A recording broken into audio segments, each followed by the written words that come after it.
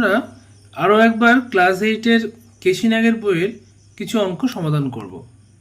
দেখে নাও প্রথমে কি অঙ্ক সমাধান করছি। লেখা রয়েছে কয়লার দাম 25% বৃদ্ধি পেয়েছে। কোনো পরিবার যদি কয়লার খরচ অপরিবর্তিত রাখতে চায় তবে কয়লা ব্যবহারের পরিমাণ শতকরা কত হারে কমাতে হবে। তাহলে একটা কয়লার যা দাম ছিল তা 25% বৃদ্ধি পেয়েছে। কোনো পরিবার যদি সেই দাম কয়লার খরচটাকে অপরিবর্তিত রেখে কয়লা ব্যবহার কমাতে চায় তাহলে তাকে শতকরা কত হারে ব্যবহার কমাতে হবে। চলো অঙ্কটা সমাধান করে যাক। কীভাবে সমাধান করব লেখো। দেখো, ধরি পূর্বে 100 কেজি কয়লা ব্যবহৃত হতো এবং এর দাম ছিল 100 টাকা। এখন 25% দাম বৃদ্ধি পেয়েছে। অতএব দাম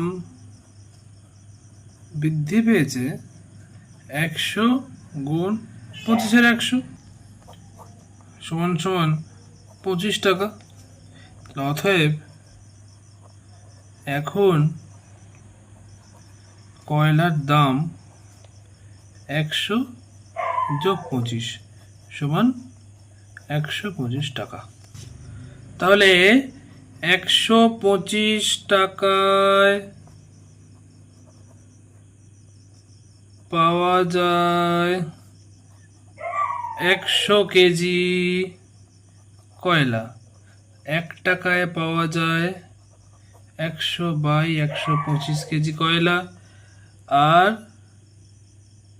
যেহেতু শতকরা জিজ্ঞেস করেছে তাই 100 টাকায় পাওয়া যায় 100 গুণ 100/125। কাটাকুটি করো, 25 দিয়ে কাটলে এটা 4, এটা 5, 5 দিয়ে এটা কাটছি 25,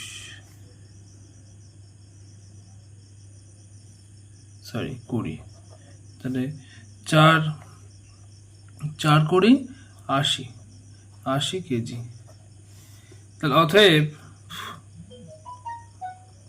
খরচ অপরিবর্তিত রাখতে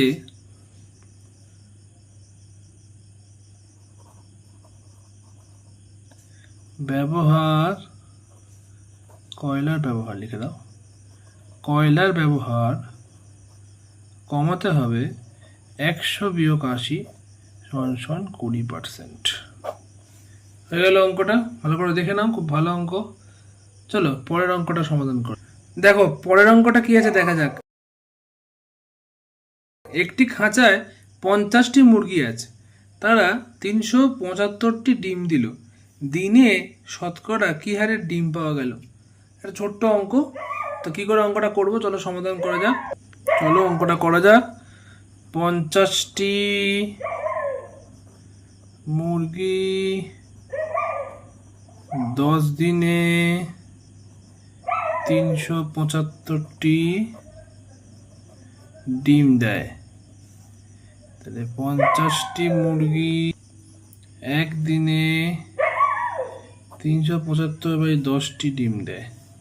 তাহলে একটি মুরগি একদিনে 375/10 গুণ 50টি ডিম দেয়। তাহলে 100টি মুরগি একদিনে 375 গুণ 100/10 গুণ 50টি ডিম। একদম সিম্পল ঐকিক নিয়মের মতো আমরা অঙ্কটাকে সমাধান করার চেষ্টা করছি। দেখো সুন্দর সুন্দর নিয়ম তোমাদের শেখাচ্ছি, তোমরা ভালো করে বুঝে নাও।